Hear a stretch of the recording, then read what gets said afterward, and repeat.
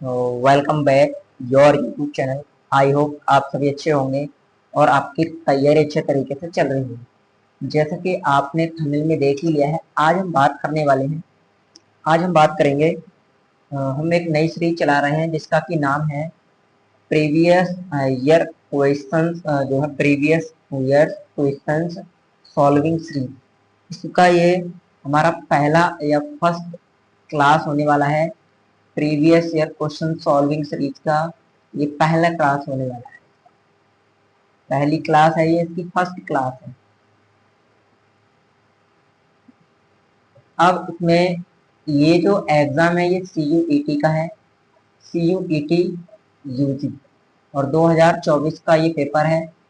और इस 2024 के पेपर में हम आज सॉल्व करने वाले हैं जो बायोलॉजी है। बायोलॉजी के प्रीवियस ईयर क्वेश्चंस को सॉल्व करेंगे और ये सीरीज चला रहे हैं, पार्ट 1 पार्ट 2 इस प्रकार से इसको कंप्लीट करेंगे। तो एक ही जो पेपर है जो आज का हमारा है, आप देख सकते हैं सब्जेक्ट है हमारा बायोलॉजी। और सब्जेक्ट के अलावा अगर हम देखें कोड की बात करें, पेपर कोड, तो पेपर कोड है 304EH। इसको हम सॉल्व कर रहे हैं। मीडियम है इंग्लिश एंड हिंदी। ये पुस्तिका का कोड है D। तो इसको हम क्या करेंगे, सॉल्व करेंगे। इसके लगभग 15 क्वेश्चंस को आज हम सॉल्व करने वाले हैं इसमें। और बाकी डिटेल यदि आपने नहीं देखा है, इसके बारे में आप नहीं जानते एग्जाम के बारे में, तो बाकी कुछ इंफॉर्मेशन हम इससे देख सकते हैं। आपका ऐसा क्या होगा, एग्जाम आपको देखने को मिलेगा। तो देखते हैं इस परीक्षण पुस्तिका को तब तक ना खोलें जब तक आपसे ऐसा करने के लिए ना कहा जाए। यानी इसको ओपन करने के लिए निर्देश हैं, इनको आप खुद से ही पढ़ पाएंगे। बट यहाँ हम देख सकते हैं टाइम आपको 45 मिनट का समय दिया जाएगा। हम बात कर रहे हैं बायोलॉजी पोर्शन की। मैक्सिमम आपके मार्क्स यहाँ होने वाले हैं 200 और प्रश्न आपके होने वाले हैं 50, जिसमें से आपको कुल 40 प्रश्न करने हैं। प्रत्येक प्रश्न क्या है, 5 मार्क्स का या 5 अंक का है, तो 4 पंजे 20। तो 200 नंबर का 200 मार्क्स की आपका ये जो सेक्शन है वो होने वाला है बायोलॉजी का। बाकी आपके जो कॉम्बिनेशन है, जब आप फॉर्म भरेंगे तो उसमें और भी सब्जेक्ट आपके होंगे, केमिस्ट्री फिजिक्स, उस सब्जेक्ट कॉम्बिनेशन के आधार पर अलग अलग अलग होंगे। तो यहाँ हम बायोलॉजी पोर्शन में बायोलॉजी की बात करेंगे। देख सकते हैं, आगे हम देखते हैं। और यहाँ आपको क्या करना पड़ता है, इसमें अपनी एंट्री फिल करनी पड़ती है। जैसे यहाँ आपको अपना नाम लिखना पड़ेगा बड़े अक्षरों में। जैसे किसी का नाम है मोहित, तो मोहित MOHIT, मोहित कुमार। अगर किसी का नाम है मोहित कुमार, इस प्रकार से फिल करेंगे। आवेदन संख्या आपको भरनी है अंकों में, एप्लीकेशन नंबर और अनुक्रमांक, रोल नंबर यहाँ भर देना है जो भी होगा आपका। परीक्षा केंद्र का नाम बड़े बड़े अक्षरों में, परीक्षार्थी का हस्ताक्षर, जो भी आपका नाम है और हस्ताक्षर आपको यहाँ कर देने हैं। निरीक्षक के हस्ताक्षर होंगे यहाँ पर। तो ये सब सामान्य बातें हैं जिसको आप खुद से भी देख पाएंगे। अब हम चलते हैं जो पहला प्रश्न है, और प्रश्नों को हम हिंदी एंड इंग्लिश दोनों में ही देखेंगे तो आसानी से आप इसको समझ पाएंगे। तो देखते हैं, पहले प्रश्न की बात करते हैं। प्रश्न नंबर पहला है, in a country at a any time the population has the same number of young and mature ones, what type of growth does it reflect. यानी इसमें बोला, यहाँ हम देखते हैं जैसे किसी भी पॉपुलेशन में किसी में भी 3 प्रकार की पॉपुलेशन हमें देखने को मिलती है।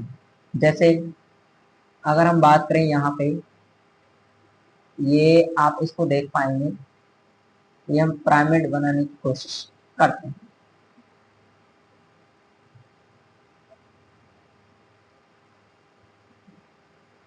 ये तो इसमें ये जो है, इधर पेन सेलेक्ट कर लेते हैं दूसरा, इससे देखो उसमें हो सकते हैं प्री रिप्रोडक्टिव,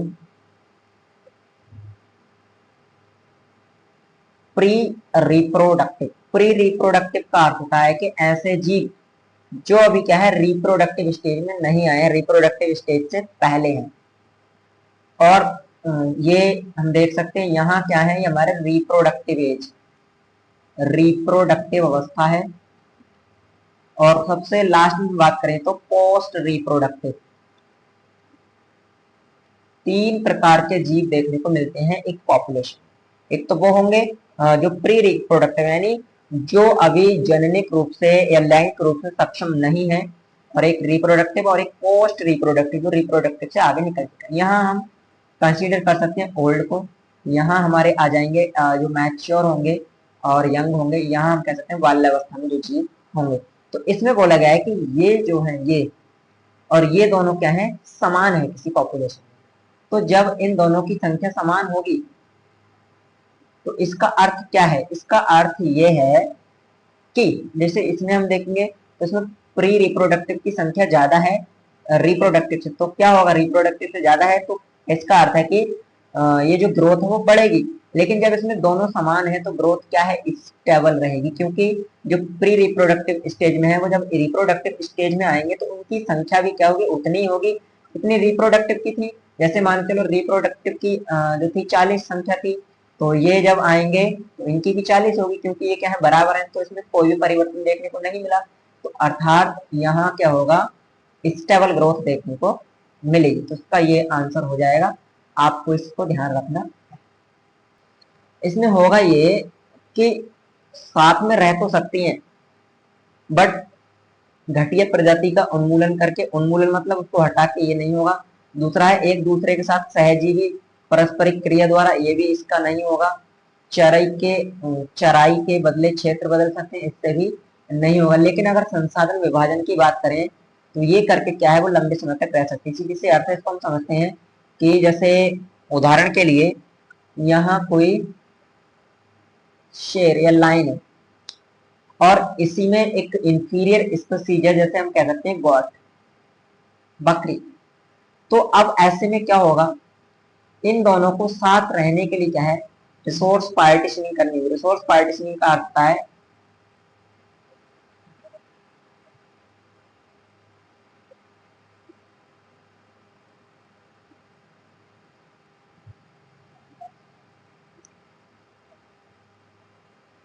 संसाधन विभाजन या रिसोर्स पार्टीशनिंग। रिसोर्स पार्टीशनिंग का अर्थ होता है, जैसे स्पीसीज ए है, ये सुपीरियर स्पीसीज है, सुपीरियर मतलब शक्तिशाली। स्पीसीज बी है, ये इंफीरियर स्पीसीज है। अब ऐसे में क्या है, जो सुपीरियर है वो इंफीरियर को नहीं रहने देगी, लेकिन अगर वो एक साथ रहते हैं, को एग्जिस्ट करते हैं, तो ऐसे में क्या करना होगा, इनको रिसोर्स पार्टीशनिंग का अर्थ है कि जो एक स्पीसीज है वो क्या करेगी, जो कुछ बचता है उससे वो इसको देगी। यानी ये दोनों क्या कर सकते हैं, शेयरिंग करके, जो भी पदार्थ है, मटेरियल है, फूड है, उसकी शेयरिंग करके क्या हो सकता है, आपस में लंबे समय तक रह सकते हैं। बट यदि ये जो सुपीरियर स्पीसीज है वो इंफीरियर स्पीसीज को हटा दे तो क्या होगा, फिर वो एक साथ रहने का कॉन्सेप्ट नहीं रहेगा। ऐसे ही यहाँ पे सहजीवी के रूप में ये भी नहीं हो सकता। तो इसका जो सही आंसर होगा, इसका सही आंसर क्या हो जाएगा, हमारा सेकंड नंबर का जो आंसर है वो एकदम सही आंसर है, करेक्ट आंसर होगा। अगले प्रश्न की तरफ हम बढ़ते हैं। प्रश्न नंबर 3 इसमें the process of mineralisation by micro organism helps in the release of, यानी कि माइक्रो ऑर्गेनिज्म की सहायता से मिनरलाइजेशन करने की जो प्रक्रिया है वो उसमें क्या होता है ये बताना, उस प्रोसेस के बारे में बताना है, क्या मुक्त होता है, क्या रिलीज होता है, ये बताना है। तो इसमें क्या होता है, in organic nutrients from humus, यानी ह्यूमस से क्या होता है, इन ऑर्गेनिक न्यूट्रिएंट्स बनते हैं। ह्यूमस या ह्यूमिफिकेशन क्या होता है कि इसमें हम कह सकते हैं कि जो ऑर्गेनिक मैटर है वो स्टोर रहता है उस फॉर्म में, और मिनरलाइजेशन में क्या होता है, उसको तोड़ा जाता है और तोड़कर इन ऑर्गेनिक कंपाउंड में उसको परिवर्तित किया जाता है। तो इसका जो सही आंसर हो जाएगा वो सही आंसर हो जाएगा ऑप्शन नंबर 3। अगला प्रश्न आता है प्रश्न नंबर 4। चौथे प्रश्न की बात कर लेते हैं। चौथा प्रश्न है, in which ecosystem is the biomass primarily consume greater than the producer. इसमें बोला गया है कि कौन से बायो में जो कंज्यूमर है उनकी संख्या प्रोड्यूसर से अधिक होगी। तो अगर हम बात करें सी की, समुद्र की, तो समुद्र में क्या है, जैसे ये कोई समुद्र है, इसमें बहुत से क्या होंगे, फाइटोप्लैंक्टन्स होंगे, फाइटोप्लैंक्टन्स।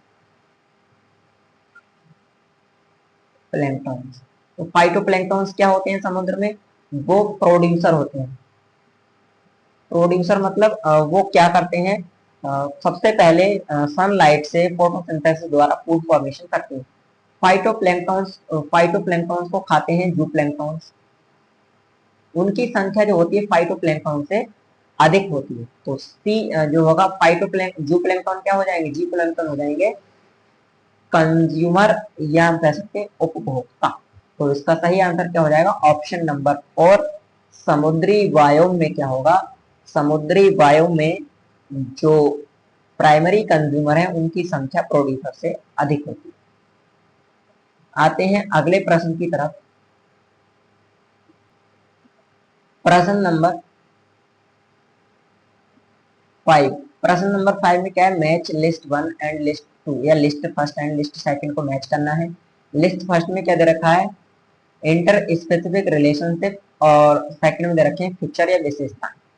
तो ये जो रिलेशनशिप है, बात करते हैं मैचिंग की सहभोजिता की बात कर लेते हैं। तो सहभोजिता में क्या होता है कि ये आप देख पाएंगे, इसमें क्या होता है, एक प्रजाति लाभवित होती है और दूसरी क्या होती है, अप्रभावित रहती है, दूसरे कोई प्रभाव नहीं पड़ता है। जबकि सहोपकारिता की हम बात करें तो इसमें दोनों प्रजातियों को क्या होता है? लाभ होता है, दोनों को लाभ होता है। अमेंसलिज्म की अगर हम बात करें तो अमेंसलिज्म में क्या होता है? अमेंसलिज्म में एक प्रजाति को हानि होती है और दूसरी क्या होती है? अप्रभावित रहती है, उसको कोई प्रभाव नहीं पड़ता है। जैसे पार्थिनियम की हम बात करें तो पार्थिनियम क्या करती है? पार्थिनियम ग्रास होती है, वो अपने आसपास कुछ ऐसे पदार्थ सिक्रीट करती है जिससे आसपास के जो अन्य प्लांट्स हैं वो ग्रो नहीं कर पाते हैं, उनको क्या होती है? हानि होती है। लेकिन पार्थिनियम क्या है? अप्रभावित रहती है। परजीविता में क्या होता है? एक प्रजाति दूसरे प्रजाति की हानि से लाभान्वित होती है। यानी जो परजीवी है, जो पैरासाइट्स हैं, जो हमें नुकसान पहुंचाते हैं, जैसे प्लाज्मोडियम की हम बात कर लेते हैं। प्लाज्मोडियम क्या है? हमें नुकसान पहुंचा रहा है, नुकसान पहुंचाकर वो खुद से लाभवित हो रहा है, खुद से लाभ। एस्केरिस है, एस्केरिस क्या है? हमें नुकसान पहुंचाता है और खुद क्या होता है? लाभवित होता है, उसको लाभ होता है, उसको फायदा होता है। तो इस प्रकार से ये हो जाएगा। अब अगले प्रश्न की ओर हम बढ़ते हैं। अगला प्रश्न है हमारा प्रश्न नंबर 6। प्रश्न नंबर 6 है, choose the correct statement with the respect of decomposition from the following. Decomposition के संबंध में करेक्ट जो आंसर है उसको सिलेक्ट करना है। तो करेक्ट आंसर है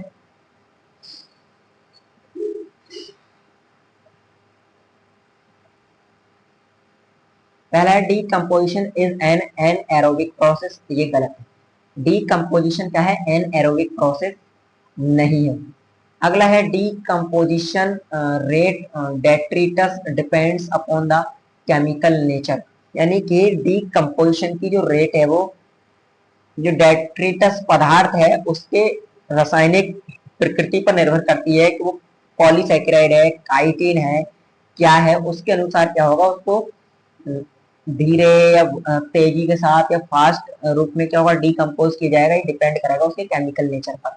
यानी इसका अर्थ है कि बी जो ऑप्शन है हमारा वो तो सही है। बी जिसमें भी होगा उसको हम सही देखेंगे, बाकी को हम काट देंगे। इसमें बी नहीं है, इसमें नहीं है, तो ये दोनों तो नहीं हो सकते। इसमें बी है, इसमें बी। अब हमें क्या करना है? सी को और डी को पढ़ना है। तो सी देखते हैं। Water soluble organic nutrients go into the soil and get precipitate the process of leaching। और अगला है ह्यूमिनिफिकेशन फॉलो मिनरलाइजेशन। तो ये गलत है। ह्यूमिनिफिकेशन फॉलो मिनरलाइजेशन है। मिनरलाइजेशन जो होता है वो क्या करता है? ह्यूमस बनाता है। ह्यूमस जो होता है उसको तोड़ता है। तो ये यहाँ पे नहीं होगा। इसका सही आंसर क्या हो जाएगा? सी हो जाएगा। वाटर सॉल्युबल जो ऑर्गेनिक मैटर्स होते हैं वो। पहला है स्थायी अवस्था। स्थायी अवस्था की हम बात करें तो स्थायी अवस्था हम किसको बोलते हैं? एक निश्चित समय पर मिट्टी में खनिज पोषक तत्वों की मात्रा, किसी निश्चित समय पर मिट्टी में जो खनिज पोषक तत्व है उनकी मात्रा को हम क्या कहते हैं? स्थायी अवस्था, या इसको हम बोलते हैं स्टैंडिंग स्टेट। स्टैंडिंग स्टेट कहते हैं। दूसरा अगर हम बात करें खड़ी फसल, तो खड़ी फसल क्या होगी? खड़ी फसल हम कहते हैं एक निश्चित समय पर पोषण स्तर पर जैव पदार्थों का द्रव्यमान जो होता है, जैव पदार्थों का द्रव्यमान, तो यानी ए का तो हो जाएगा चौथा, ए का चौथा, ये गलत, ये गलत, ए का चौथा, इन दोनों में से कोई सा सही होगा। सी का हमारा सी का क्या आ रहा है, एक निश्चित समय पर पोषण स्तर पर, तो इसका क्या आएगा थ्री, सी का थ्री इसमें है, एक का फोर इसमें है, ये वाला हमारा सही होगा। उसके बाद बी का क्या हो जाएगा, बी का देख लेते हैं, सेकंड होगा, उपभोक्ताओं द्वारा कार्बनिक पदार्थ निर्माण की दर जो होती है उसको द्वितीयक उत्पादकता कहते हैं। जब उपभोक्ता या कंज्यूमर क्या करते हैं, ऑर्गेनिक मैटर के निर्माण करते हैं, वो जो दर होती है। शुद्ध उत्पादकता क्या है, विषम पोषी हेट्रोट्रोफस के उपभोग के लिए उपलब्ध जैव मात्रा, यानी जो उपभोक्ता है जिस मात्रा का उपयोग करते हैं उसको हम शुद्ध प्राथमिक उत्पादकता कहते हैं, या फिर हम इसको कहते हैं नेट प्राइमरी प्रोडक्टिविटी। तो ये इसका हो जाएगा हमारा थ्री। उसके बाद अगले प्रश्न की तरफ बढ़ते हैं। अगला प्रश्न क्या है, इसको हमें पढ़ना है, पढ़ने के बाद अगले 5 प्रश्नों का उत्तर देना है। तो देखते हैं, पढ़ते हैं। भारत सामाजिक लक्ष्य के रूप में पूर्ण जनन स्वास्थ्य प्राप्त करने के लिए राष्ट्रीय स्तर पर कार्य योजनाओं और कार्यक्रमों की शुरुआत करने वाले विश्व के देशों में से एक था। परिवार नियोजन नामक ये कार्यक्रम 1951 में शुरू किए गए थे और पिछले दशकों में समय समय पर इनका मूल्यांकन किया गया। प्रजनन से अबाधित क्षेत्रों को शामिल करने वाले बहुत से उन्नत व्यापक कार्यक्रम वर्तमान में चल रहे हैं। जनन संबंधी पहलुओं के बारे में लोग जागरूकता पैदा करना और प्रजनन क्षमता वाले स्वास्थ्य समाज के निर्माण के लिए सुविधाएं और समर्थन प्रदान करना इन कार्यक्रमों का प्रमुख कार्य है। अब इसमें हम प्रश्न पढ़ते हैं। पहला प्रश्न है यानी 8वां प्रश्न, निम्नलिखित में से कौन सा यौन संचारित रोग नहीं है, यानी इसमें हमें बताना है एसटीडी नहीं है। कौन सा एसटीडी बोले, सेक्सुअल ट्रांसमिटेड डिजीज, यानी वे रोग जो एक व्यक्ति से दूसरे व्यक्ति में सेक्सुअल कांटेक्ट के द्वारा जाते हैं। इंग्लिश में आप देखेंगे क्लेमाइडियसिस, जेनिटल हर्पेस और ट्राइकोमोनियसिस, ये हैं।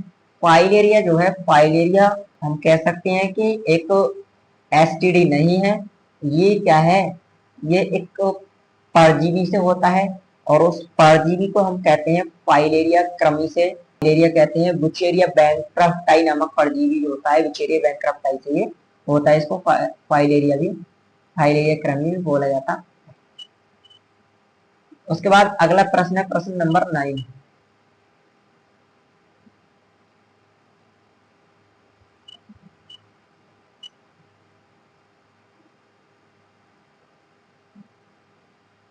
प्रश्न नंबर 9 देख लेते हैं। प्रश्न नंबर 9 है हमारा, चिकित्सीय सगर्भ समापन, मेडिकल टर्मिनेशन ऑफ प्रेगनेंसी, यानी एमटीपी की बात इसमें की गई है। एमटीपी के संबंध में कौन सा कथन क्या है, गलत है। हमें गलत कथन के बारे में बताना है। पहला है, इन्हें पहली तिमाही के दौरान सुरक्षित माना जाता है, बिल्कुल सही बात है। एमटीपी क्या है, फर्स्ट तिमाही में क्या है, इसको सुरक्षित माना जाता है, तो ये तो आंसर नहीं हो सकता, ये सही है। भारत में इसे 1971 से वैध बनाया गया, ये बात भी सही है।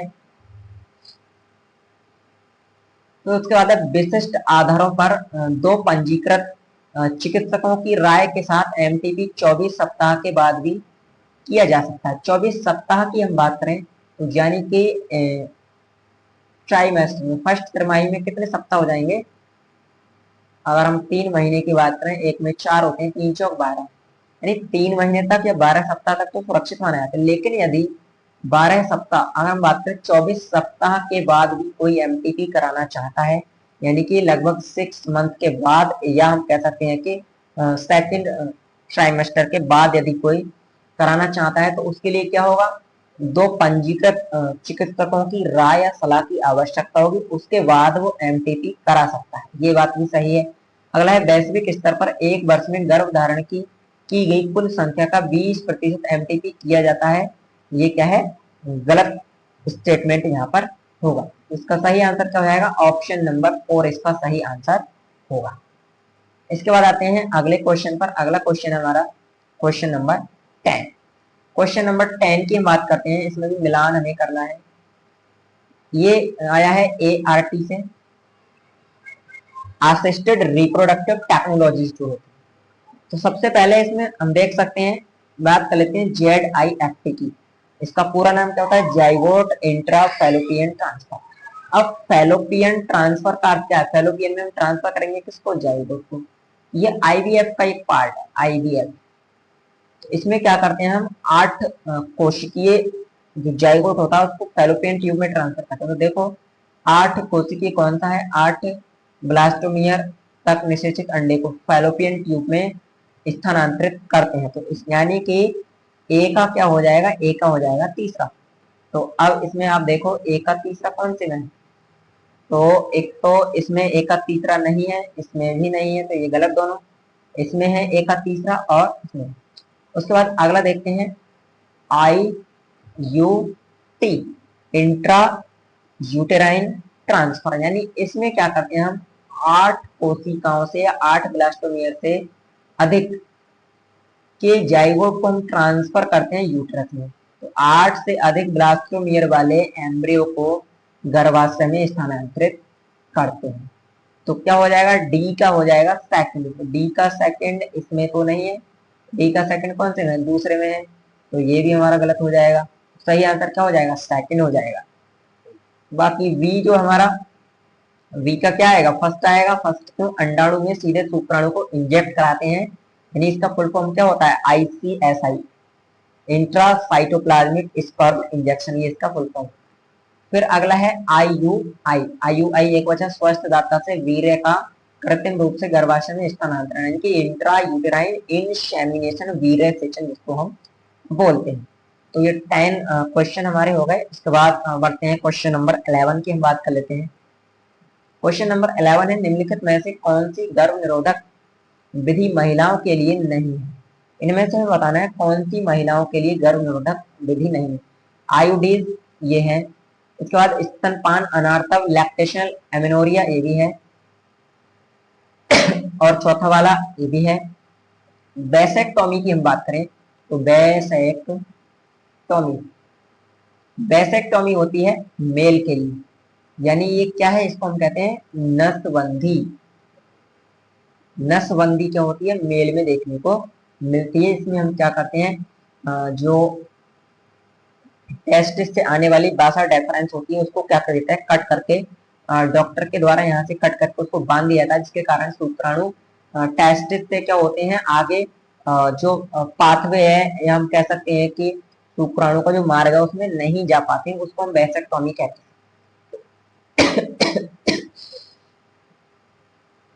इसका सही आंसर क्या हो जाएगा? सही आंसर हो जाएगा ऑप्शन नंबर 3। अगला आता है question number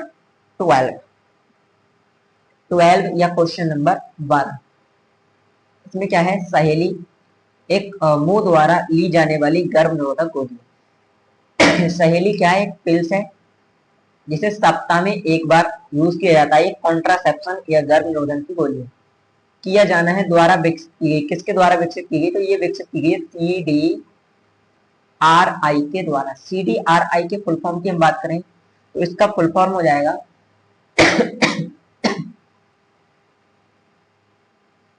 central drug research institute. Hindi में हो जाएगा केंद्रीय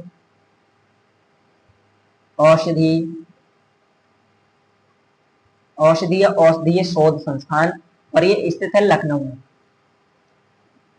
यूपी लखनऊ में ये स्थित है। इसके द्वारा इसको बनाया गया ये नॉन हार्मोनल और नॉन स्टेरॉइडल क्या है? पिल्स है, जो साप्ताहिक है। ये बातें आपको इसमें ध्यान रखना। उसके बाद अगला पैराग्राफ दिया गया है, इसको पढ़ के हमें फिर 5 क्वेश्चंस के आंसर करने हैं। इसको हम नेक्स्ट वीडियो में करेंगे। तो वैसे तो हमने इसमें 15 क्वेश्चंस के लिए बोला था, बट इसमें हम 12 ही क्वेश्चंस करते हैं। बाकी जो अगले प्रश्न है नेक्स्ट वीडियो में करेंगे। हमारी सीरीज है, ये फर्स्ट है क्लास, उसके बाद सेकंड वीडियो आएगी, फिर थर्ड। इस प्रकार से जो भी आपके चाहे वो मेडिकल या नर्सिंग या बायोलॉजिकल एग्जाम से रिलेटेड, बायोलॉजी से रिलेटेड जो एग्जाम्स होते हैं उनके जो PYQs क्वेश्चन है उनके सॉल्विंग की जो सीरीज हमने चलाई है उसको हम कंटिन्यू करेंगे जैसे जैसे आगे जो भी एग्जाम होंगे उनके बारे में। तो आज की क्लास यदि आपको अच्छी लगी तो आप इसको शेयर करना ना भूलें। मिलते हैं अगली क्लास में, तब तक के लिए धन्यवाद। जय हिंद।